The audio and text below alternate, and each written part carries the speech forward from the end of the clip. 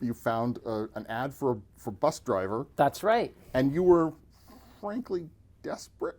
Frankly desperate is absolutely what I was. I was within probably, I don't want to eyeball it too carefully, but I was pretty close to going on default on my mortgage, and I needed money, I needed work, and I was trying to look for work I think that would allow me still to be a writer. You know, that was ideal.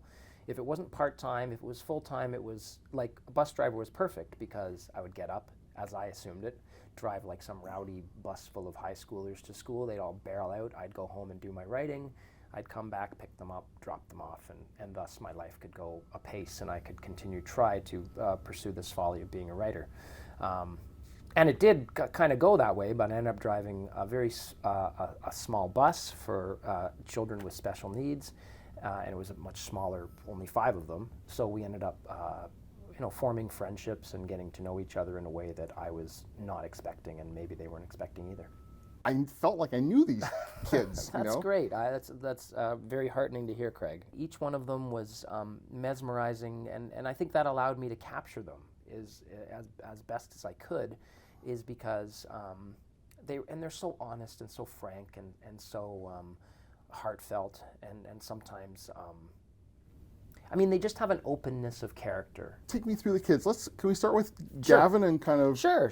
Yeah, work from there? Gavin, who is this wonderful blonde-haired boy who was probably 12 or 13 the year that I drove him, and he has. For the longest time, I thought he had autism, but in fact, he has Fragile X syndrome, a little bit of autism as well. I mean, a lot of times with conditions, it's not a distinctive thing. There's sort of variations within it.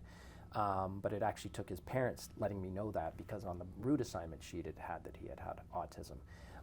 And he was pretty much nonverbal, but again manages to have a very distinct, obvious, lovely personality, despite the fact that he doesn't communicate with words at all. He communicates more with gestures and almost a form of sign language. And then we had Oliver. And Oliver was like the live wire of the bus. Again, 13, grade 7 or grade 8 at the time that I drove him.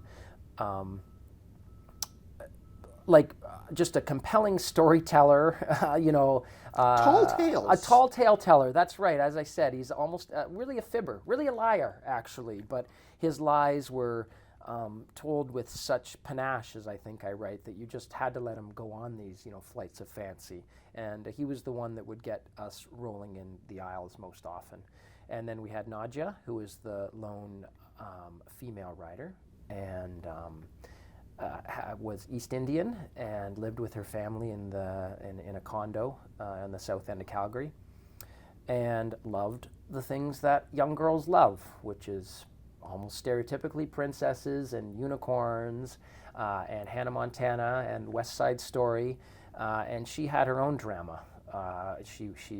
Everybody in her family died at one point. That's right. I don't think anybody.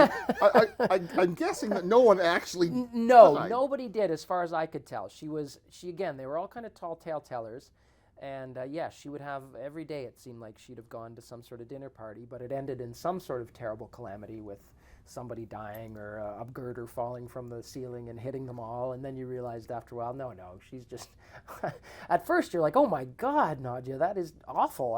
And then after a while you realize you're fibbing, you're pulling my leg here. So, and then we had, who else do we have? Oh, we had Vincent, who was a big guy with the pop culture recollection of a dictionary. Was into all sorts of obscure kind of pop culture phenomenon, was a storyteller himself.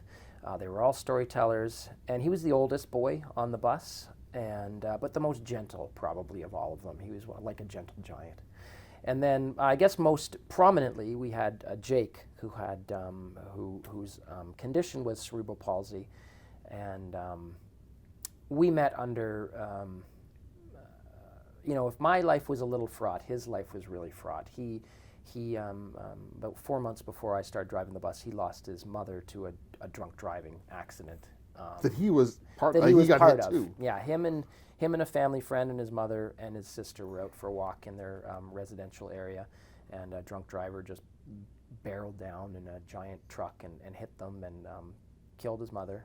And he was in a medical coma for a couple weeks. And so this was kind of the environment in which we first came into contact, you know, and that became a very special friendship between the two of us, and we were the two that hung out outside of the bus, and we, you know, go to movies and go to dinner and lunch and just hang out at his house, watch movies or play board games, and that probably, without Jake, there would be no book. I think all the other kids are wonderful and fun and lovely and loving and compelling, but the one relationship that made me want to write the book and said that I had to write the book was the relationship between Jake and I. I've only met the post-Precious Cargo you. Right. Who I like a lot. Oh, well, I appreciate that. I don't think maybe I would have liked the other guy. No, I don't think I liked myself. And, you know, you're right. It's interesting to go back and kind of in edits to read about my old self to a degree. Not that you really ever do. It's not like you're a snake that you molt your old self. That old self is still there somewhere, and I guess that is somewhat the fear, is that you know, you're never shed of your old ways necessarily. So, but you can remember what they were and try and be better than them. The book is Precious Cargo. I've been speaking with the author, Craig Davidson, and Precious Cargo, My Year Driving the Kids on School Bus 3077 is published by Knopf Canada.